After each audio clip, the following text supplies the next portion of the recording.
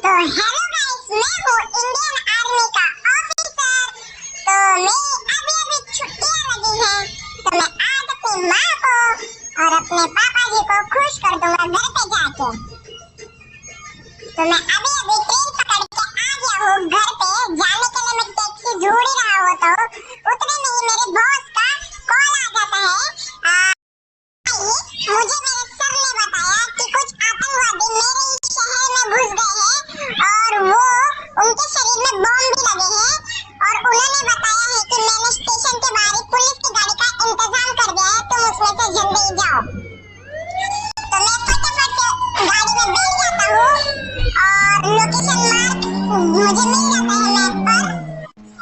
Guys, मुझे उनका अड्डे की लोकेशन तो पता चल गई है कि मैं आगे सायरन बंद कर देता हूँ ताकि उनको पता ना चल जाए कि पुलिस या आर्मी ऑफिसर वहाँ पे आ रहे हैं।